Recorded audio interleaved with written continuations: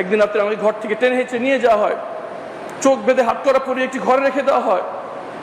সেখানে আমি যখন নিয়ে যাওয়া হয় রাতের বেলা ফজর এশার নামাজের পরপরই আমাকে নিয়ে যাওয়া হয়। অন্ধকার ঘরে অনেকক্ষণ ধরে আমি পড়ে আছি, চোখ বাঁধা অবস্থায়, হাত করা পড়া অবস্থায়। আমি যাদেরকে আমাকে বন্দি করা রেখেছিল তাদেরকে জিজ্ঞেস করলাম, ফজরের সময় কি হয়ে গিয়েছে, কয়টা বাজে এখন, এই ফজর নামাজটা পড়তে চাই। উত্তর দেওয়া হলো সময় বলা যাবে না। আমি বললাম, আমি নামাজ কিভাবে পড়বো যদি সময় জানতে না পারি? ফজর ওয়াক্ত হয়েছে কি হয় নাই কেমন করে জানবো যদি আপনার সময় না বলেন? উত্তর দিলে উপরে নির্দেশ বলা যাবে। একজন আইনজীবী হিসেবে, একজন মানবাধিকার কর্মী হিসেবে, যে গুমের বিরুদ্ধে আমি দেশে বিদেশে সমালোচনা করছিলাম যে দেশে গুম হচ্ছে, এটা সংবিধান বিরোধী, এটা আইন বিরোধী, সেই গুমের শিকার আজকে আমি নিজে হয়ে গিয়েছি। সময় ভিতরে যখন আমি ছিলাম বুঝতে পারতাম না কখন দিন হলো না হলো। সকালের খাবার আসতে যখন বুঝতাম রুটি এবং সবজি, তাহলে বুঝতাম সকাল হয়ে গেছে। এরপরে খাবার আসলে বুঝতাম দুপুর হয়েছে, এরপর খাবার আসলে বুঝতাম রাত হয়েছে। এভাবে যখন মাসের পর মাস যেতে থাকলো, একমাত্র রমজান মাস তারা বলতো যে রমজান মাস শুরু হয়েছে।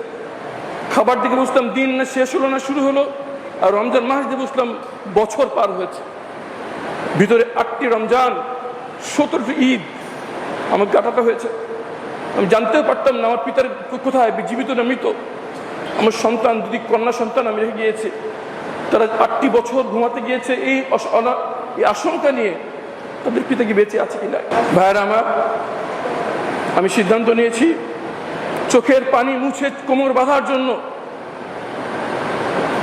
আমাদের সাথে যে অন্যায় হয়েছে, এই অন্যায় যেন বাংলার মাটি তার কারোর সাথে কোনোদিন না হতে পারে, এর জন্য কাজ করার জন্য আমি সিদ্ধান্ত নিয়েছি। আমাদের দেশ এখনো আমাদের কন্যা সন্তানেরা রাস্তায় বেরোতে ভয় পায়, তাদের সাথে হয়রানি করা হবে। এখনো জোর জুলুম করে আমাদের কষ্ট অর্জিত অর্থ চাঁদাবাজি ভয় ভীতির দিকে নিয়ে যাওয়া হচ্ছে। আসুন আমরা ঐক্যবদ্ধ হই। যারা চাঁদাবাজির বিরুদ্ধে তাদের সংখ্যা বেশি, যারা চাঁদাবাজি করে তাদের চেয়ে, যারা দুর্নীতি করে তারা সংখ্যা কম, যারা দুর্নীতি মুক্ত সমাজ চায় তাদের সংখ্যা বেশি। কিন্তু তারপরে চাঁদাবাজি হচ্ছে, তারপরে অন্যায় হচ্ছে, তারপরে দুর্নীতি হচ্ছে। তার কারণ হচ্ছে আমরা ঐক্যবদ্ধ নই। আসুন ভাইয়েরা আমার, আমরা সিদ্ধান্ত নেই, আর নয় চাঁদাবাজি, আর নয় জুলুম, আর নয় অন্যায়, আর নয় দুর্নীতি।